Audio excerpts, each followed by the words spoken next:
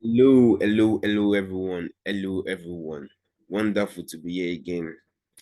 This is day 8 of our HTML lecture, and I trust you've been able to gain many things in these past days of lecture, and today is another good day to gain more. So today we're going to be looking at container elements. In our last lecture, we looked at HTML lists, and we looked at the unordered list, the ordered list, and the definition list, and also the nested list. So today we're going to be looking at container elements. So let's move forward and yeah, so container tags. Yeah, container tags provided by HTML. And just like a container is something that houses an item. Just think about of it as a house. Now I am in my house. Yeah. So the house is the container, and every property, all the properties inside the house, you have the electronics, the furniture, everything are inside the house. So they are in the container, the house container. So that's what the container tag does. It houses, contains other tags. It houses other tags. So in HTML we have the div tag, the article tag, the section tag. So now let's look at the first one, which is the div tag. It is used as a container element for other HTML elements. It has no attributes, but the class, the ID, and style are added to it. The style attribute is used for inline styling. I know when we're talking about our block and inline elements, I mentioned that div is also a block element, so it occupies the full width available. So let's demonstrate this. So okay, my home is a place close to my heart. Yeah, home sweet home. So let's demonstrate this. Okay, so let's go to our text editor, and as usual, HTML5, and then change this young man here to lesson 8.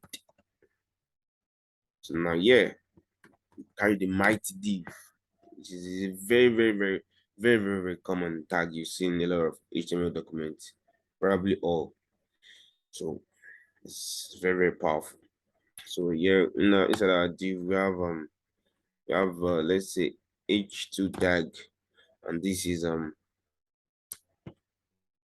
my home title. That's the title, and then we have the text under my home is the place close my heart. Let me add some embellishment.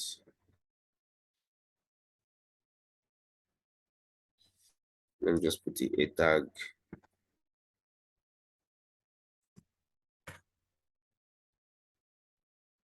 Hashtag read more. So now I just want to show you something. So when we render this on our web page, it's in my home, but let me just show you the div tag to show that it's a block element. So I'm going to give it a background color style. Background color is going to be, let's say, blue, and to make it more visible, let me change the color to white. So then let's go back to our browser and reload this. So you see, takes the full width available, do not exactly the full width, because as I said before, when we're dealing with the p tag, then when we're demonstrating it, that the browser gives some margin to in the page body. So in order to remove that, we're going to go to our style tag in our text editor, and inside the head style, body, then say 0. Okay, margin 0 px. Let's remove all the margin and padding 0 px. So now when we go back, you see that it occupies the full width available. So reload and you see it's occupying the full width available. So the div tag is the block element. So let's go back to our slides and let's continue. So container elements, yeah, continued. The article tag defines information that is independent of other information in the page. It specifies independent self-contained content. It can also include blog posts, lists of links, comments, among others. It can also be the main element of a page. Yeah, it can. So yeah, in this example right here, we have our div tag which is wrapping the two article tags. We have it article elements, and inside the first article we have a what do you call it? Okay, we have an heading with h2. That is the second most important, and the title is a cat nine lives. Don't know too much about this, but they say a cat has nine lives because of its resilience. So that's an article about that, which I know nothing about. And then the second article is a sailor's tale. So there's nothing correcting these two. So they are separating this article tag separates two information that okay, this is an article on the cat nine lives, a sailor's tale, no correlation between them, just render them independently. So let's go to our browser. Sorry, let's go to our text editor and then create another div tag. And let me use the background color of this one to start. Background color will be black. Then make the color to be aqua. Yeah, lovely color. I like the color so much. So now here we have our article, the first article. And here we have H2, a cat, a cat, 9 lives. And we have do you know that? Then we have a feature hashtag read more.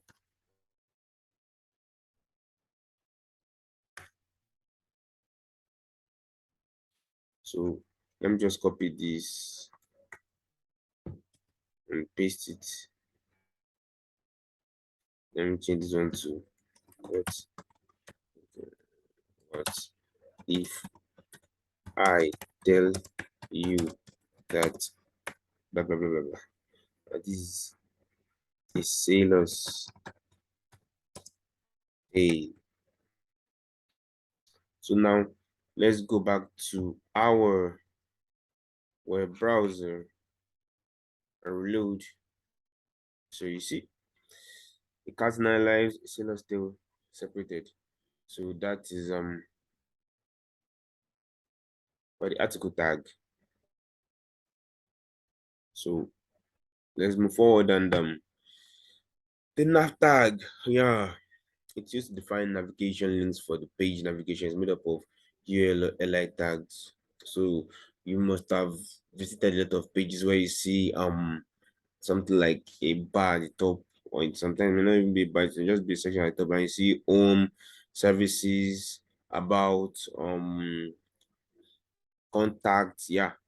So that's the nav bar, and the nav tag is used to define navigation links for the page. Navigation is to define, yeah, the navigation links that are there, because when you click on the home there, it's going to take you somewhere. When you click on the services, it's going to take you somewhere. So it's this nav tag that defines the navigation links. So let me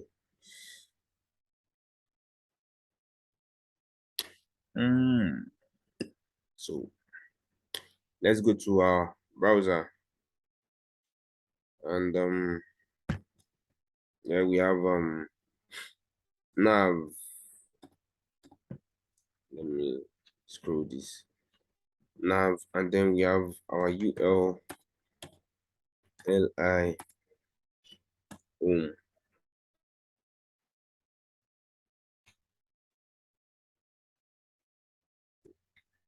Or let me use a tag ahref home home. Let me use hashtag here, since I don't want it to be linking us to any place. So copy this down, copy this down, copy this down. I want to have 4 items on my nav list. And let me even give this a background color.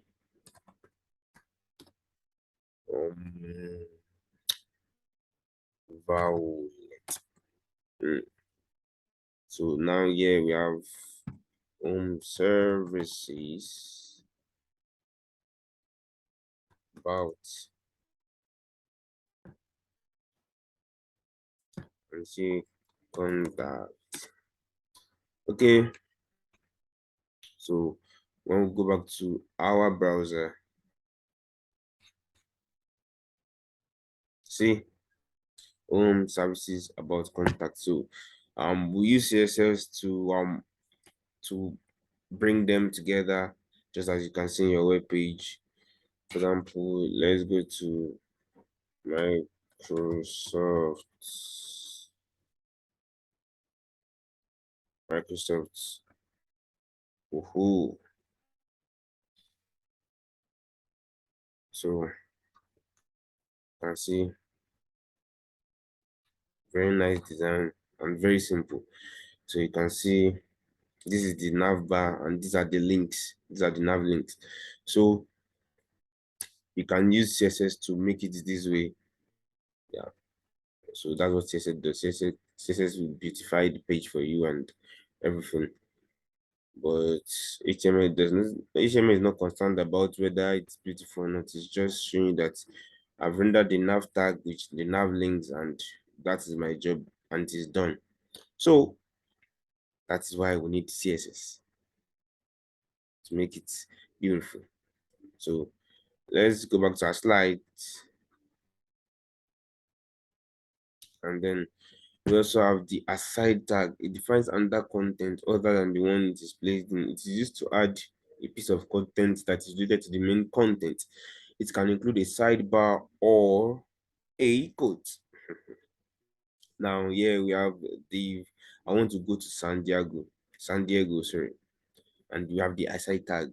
It's just like telling you that something like, by the way, I want to go to San Diego. By the way, San Diego is the second most populous county in California. And you're like, really nice. I prefer Los Angeles.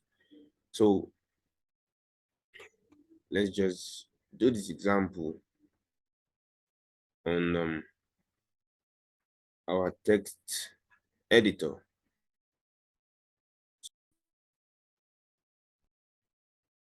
So say P, I want to go to San Diego, and then oh, I forgot to have this in the div tag. So we have div. I want to go to San Diego, and then side. Let me just indent this too. And you see,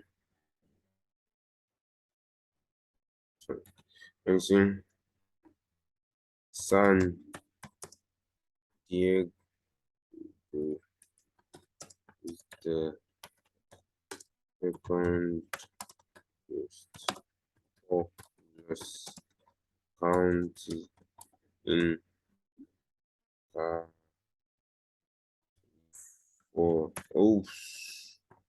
California. And then the other guy's like, wow, that's nice. Nice. Personally, I prefer Los Angeles. Angeles. As a funny way of pronouncing it.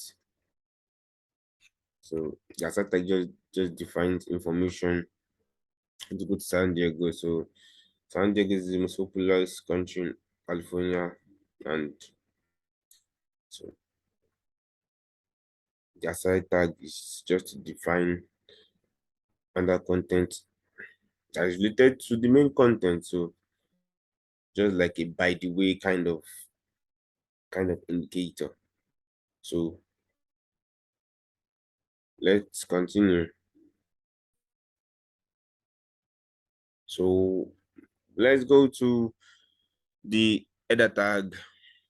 So it represents a container for introductory content in a page. It can also include navigation links. It contains headings, article taglines, among others. So yeah, the header tag is used to represent a container for introductory content in a page. That is the heading. For example, now if you have an article in a blog, you have to you need to have a heading, a topic. Yeah.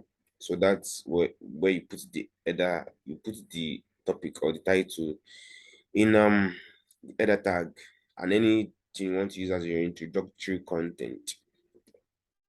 So here we have an example in this article tag. We have header and the H1 that this is so important. That's the title. This is so important. So let's check it out here.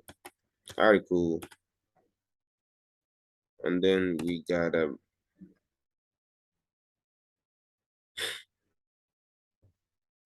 header, header, and then got a H1. This is so important though. The young man is really screaming. This is so important. Take heed, pay attention, take heed, pay attention. This is so important. So that's what the header tag does.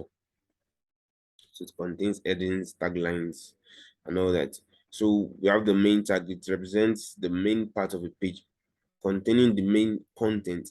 There's only one main element in the document, and it has not been nested into any page structural tag.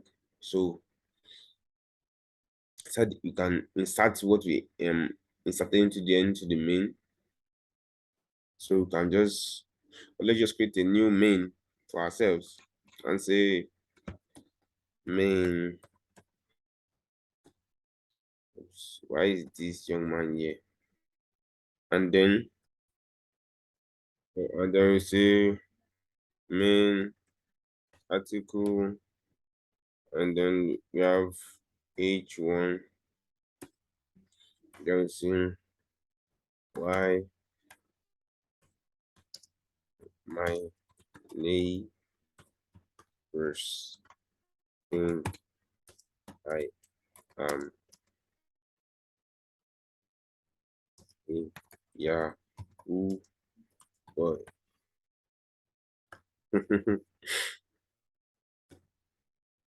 They say wanna know why dot. So that's the main tag. So choose element that is in the main part of the page. So that's what that does. Then you have the last tag, which is the footer tag. It determines or defines the footer of an article or page. It contains information such as authorship information, copyright information, top links, contact information, among others. So just like when we're doing our address, when we put these one of our addresses into the address tag, and brought it out in italics form. So the footer, you can put the address tag into the footer. Yes, the address tag can be inside the footer. So it just determines just the sorry it the footer tag determines or defines the footer of a page, that is the bottom part of the page. And I don't know if you've noticed, when you're scrolling, when you scroll to the bottom of the page, you see a part that is let's say the color of the background color is different from the rest of the page and all that. So that's the footer part of the page. So, and it contains authorship information, corporate information, links, contact information, and everything. So I advise you, if you don't really know what the footer is, you can just check websites and look down at the footer and see what it contains. So here's just an example of what is contained in the footer. So let's show this in our code editor. So we say go down and paste this address. This and that Bukos address. I can assure you, you won't see anybody there. So wanna know why? Blah blah blah blah. Contact us at back to top. So that's actually an invalid link. So it's just there for demonstration purposes. And so that's what the footer tag does. It contains address information, contact information, and everything that has to do with knowing more. So that is the end of today's lecture on the page structure element, and I hope you've been able to gain something worthwhile from this lecture. Um, so till we see in the next class, stay safe and, as we say, stay focused. Thank you.